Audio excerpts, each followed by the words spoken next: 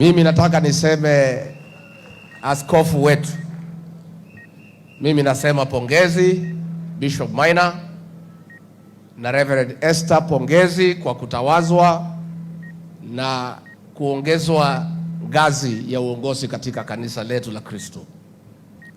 Mimi nilimjua huyu Reverend Maina, alikuja kunitafuta kwa muda mrefu sana, na mimi niko na ushuhuda ya kwamba yeye ni nabii ya ukweli.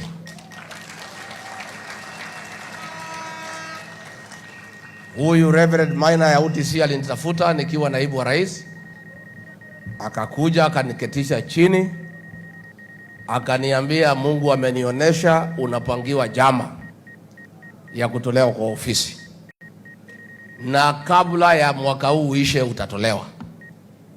Nikamwambia haiwezekani. Nitatolewa namna gani na huyu mtu nimemsaidia juzi?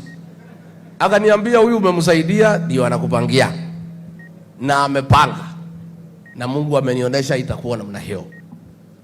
Nikauliza atanitoa namna gani, na lazima kura iende pale bunge. Akasema hapana, wabunge wote watapewa pesa, watakutoa. Nikamwambia lakini hata wakipewa wale ya nyumbani ya mlima hawawezi chukua pesa. Akaniambia hao wote isipokuwa wachache watakusaliti. Huyu Reverend akaniambia watakusaliti mapema. Nikamuuliza hata ile ya nyumbani mbunge ya Madhera nilimfanya MP, akaniambia huyu atakusaliti na akutukane wakiwa na bibi yake. Huyu Maina, huyu Reverend. Kwa hivyo mimi akiwa mnabii, I bear testimony to his prophecy because I have seen it. Lakini pia akaniambia hata ukitolewa usijali, ndio utapata favor ya Mungu na ya raia. Na akaniambia within 1 year utakuwa more popular 10 times than when you are in office. And the same has come to be true.